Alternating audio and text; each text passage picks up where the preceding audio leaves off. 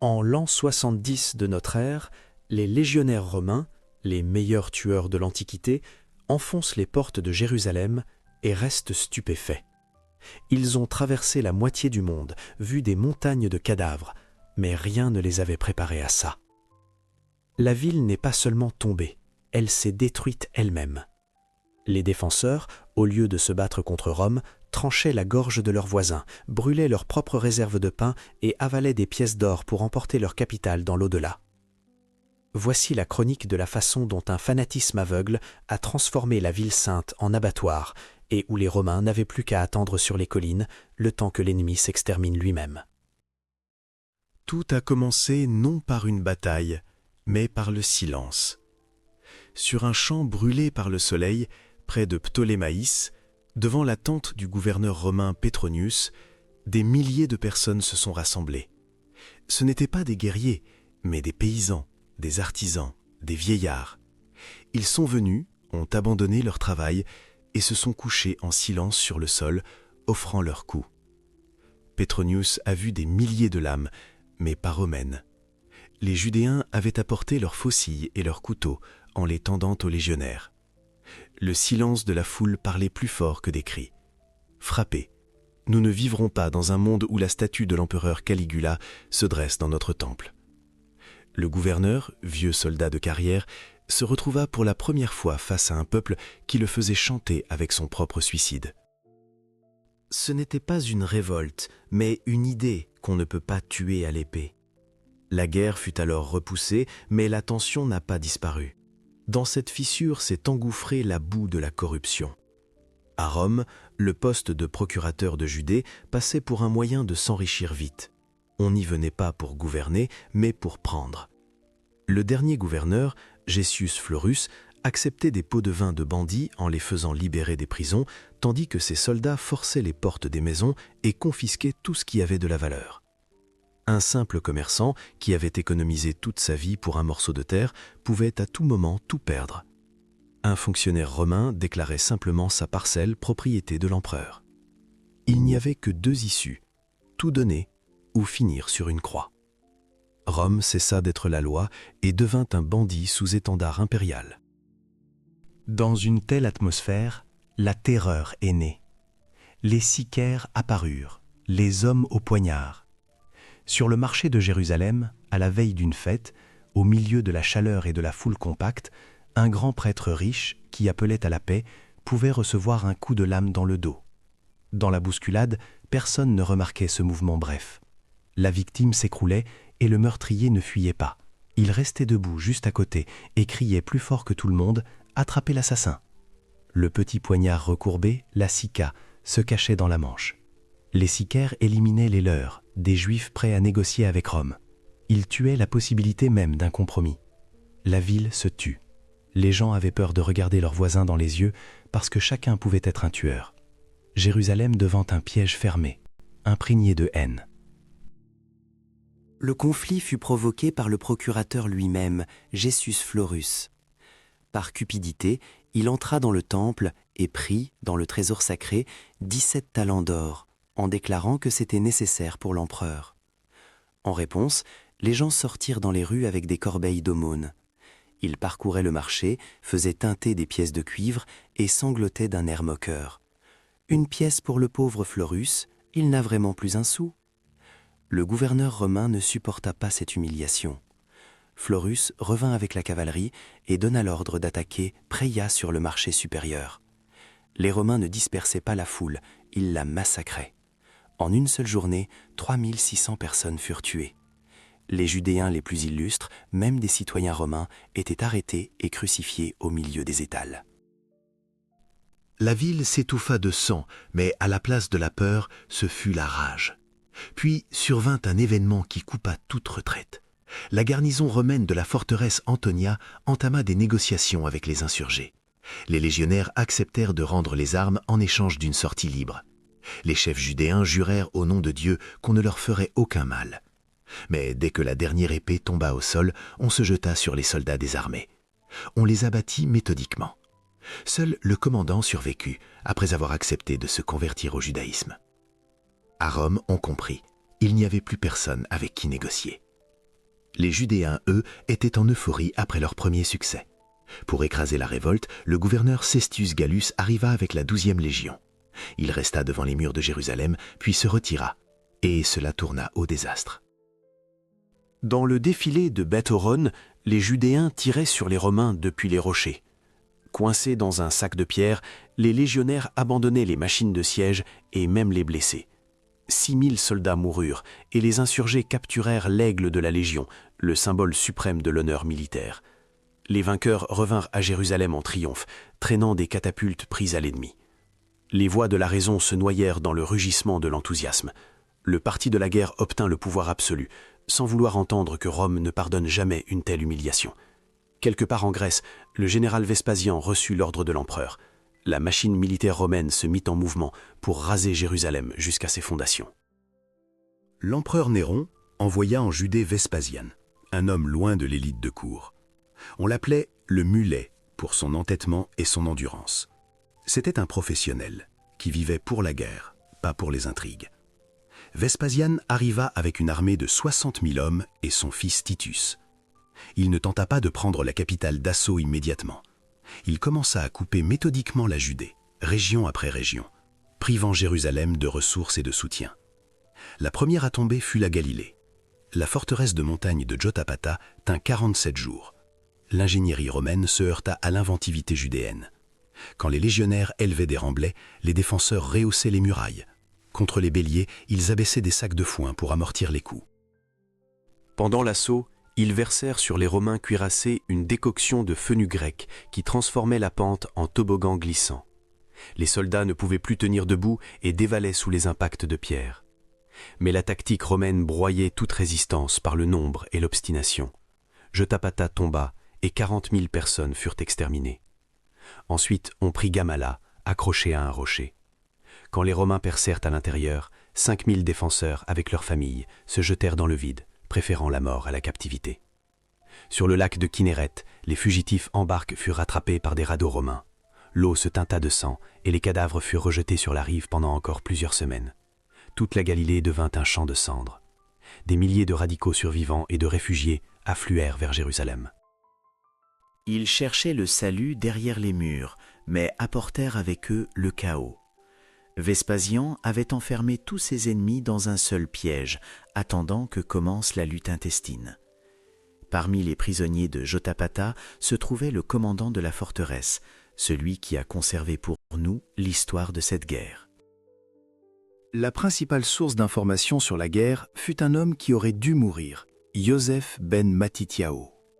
Après la chute de Jotapata, lui et 40 combattants se réfugièrent dans une grotte. Comprenant qu'il n'y avait pas d'issue, ils décidèrent de mourir plutôt que de se rendre. Comme le suicide est interdit, ils convirent de s'entretuer par tirage au sort. Joseph, ne voulant pas mourir, utilisa un calcul mathématique. Il se plaça dans le cercle de manière à rester le dernier. Quand tous ses compagnons furent morts, Joseph persuada l'unique survivant de se rendre. Ils sortirent vers les Romains. Pour les siens, il devint un traître. On le conduisit devant Vespasien, et là, Joseph prit un risque incroyable. Il déclara au général « Tu veux me tuer, mais je suis la voix de Dieu. Néron va mourir bientôt, et toi et ton fils Titus deviendrez empereurs. » Vespasien, superstitieux, ne fit pas exécuter l'insolent. Il le garda près de l'état-major, enchaîné. Ainsi, Yoseph ben Matityahu devint Joseph Flavius, citoyen romain et chroniqueur. Il resta aux côtés de Titus jusqu'à la fin, consignant chaque détail de la mort de son peuple. Pendant ce temps, sa prophétie commença à se réaliser. La mort de Néron plongea l'Épire dans le chaos. En l'an 69, Rome fut submergée par une guerre civile connue comme l'année des 4 empereurs. Galba, Othon, Vitellius se succédaient au fil d'assassinats et de coups d'État. Vespasien interrompit la campagne en Judée, attendant l'issue de la lutte pour le trône.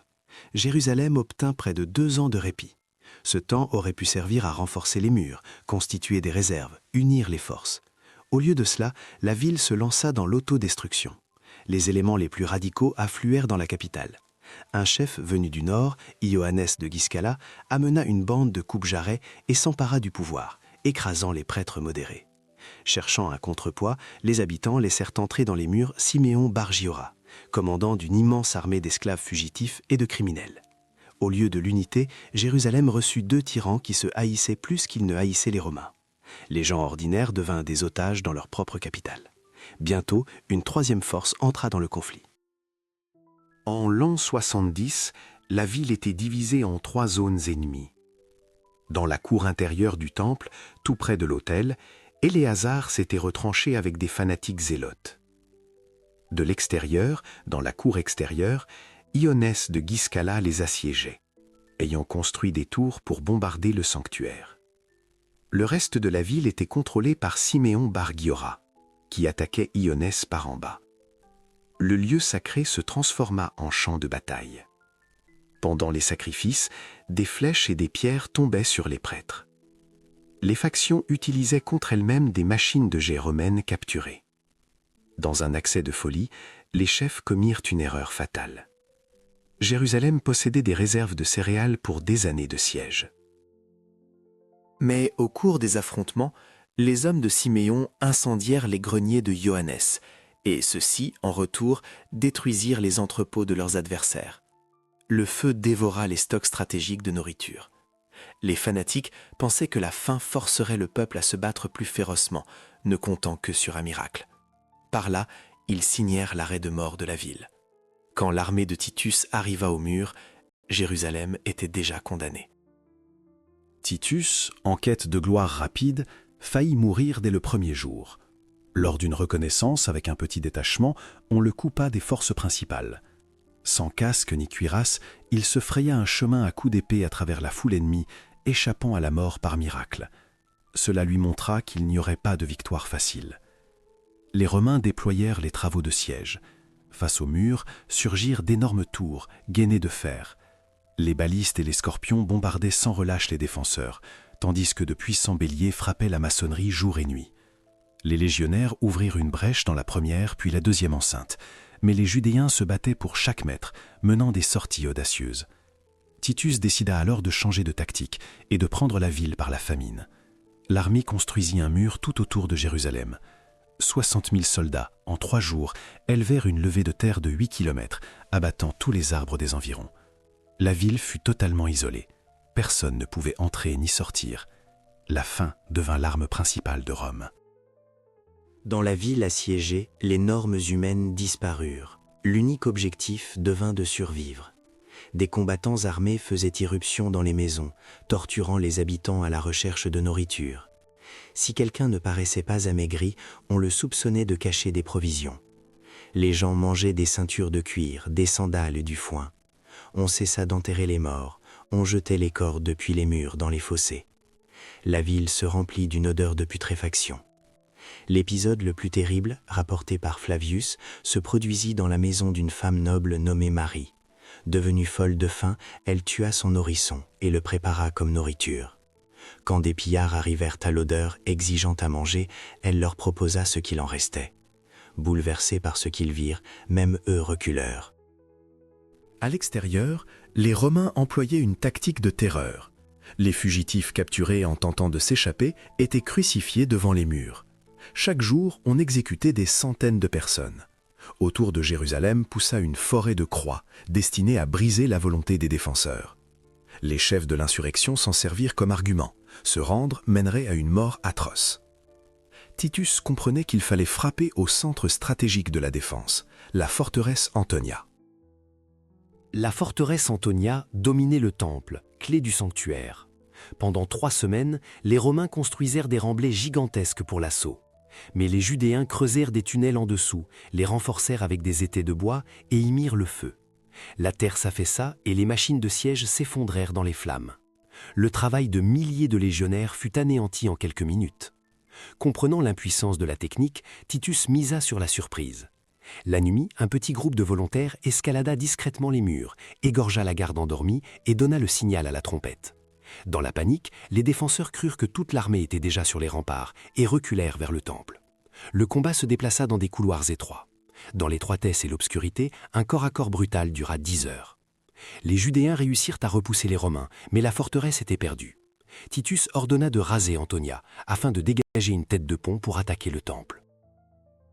La bataille se déplaça sur la terre sacrée. Les Romains se tenaient devant les murs du temple. Pendant 6 jours, les béliers frappèrent la maçonnerie sans succès. Titus ordonna d'incendier les portes, ouvrant le passage vers la cour. C'était le 9e jour d'Ave, la date de la destruction du premier temple. Dans le chaos du combat, un légionnaire, malgré les ordres de préserver le bâtiment, jeta une bûche enflammée par une fenêtre du sanctuaire. Le lambris de cèdre s'embrasa instantanément. Titus tenta d'arrêter l'incendie, mais les soldats, ivres de haine, ne l'écoutaient pas. Le feu engloutit tout l'édifice. Près de l'autel, où des milliers de personnes s'étaient massées, un massacre commença. Les légionnaires tuaient sans distinction. Le sang coulait sur les marches, se mêlant à l'or fondu qui ruisselait des murs. Après l'incendie, les soldats arrachèrent les pierres des fondations pour récupérer le métal refroidi. De la plus grande des saintetés, il ne resta que des ruines. La guerre descendit sous terre. Les chefs de l'insurrection et des milliers de combattants se cachèrent dans les égouts. Les Romains nettoyaient la ville méthodiquement, soulevant les plaques et tuant tous ceux qu'ils trouvaient. Dans les tinelles humides, des gens s'entretuaient pour un morceau de pain ou se suicidaient.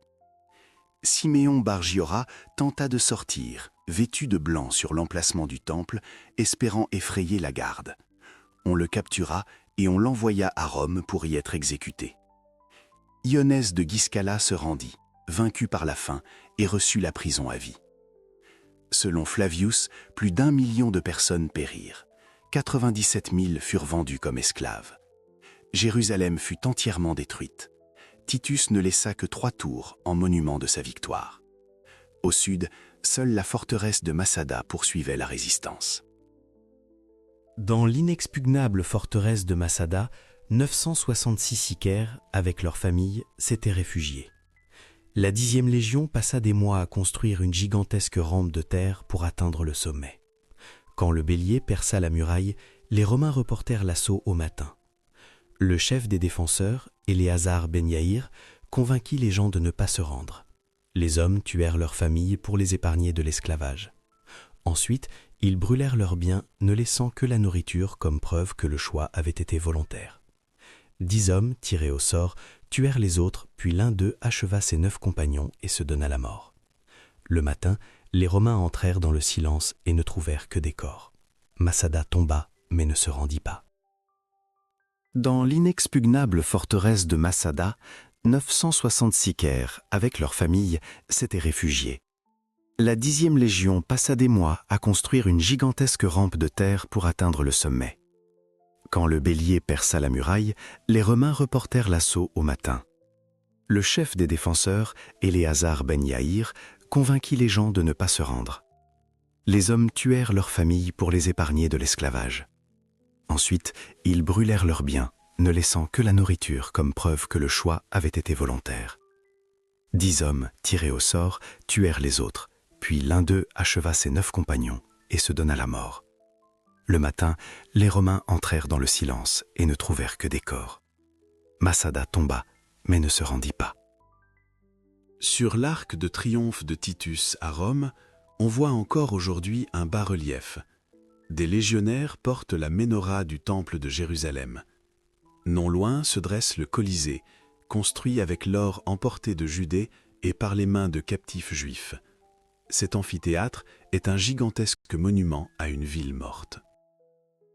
L'histoire de cette guerre montre que l'ennemi le plus dangereux n'est pas une armée aux portes, mais le fanatisme intérieur. La haine qui divise le monde entre les nôtres et les traîtres pousse à brûler son propre pain et à tuer l'avenir au nom d'une idée. Les Romains ont simplement attendu que Jérusalem se détruise elle-même.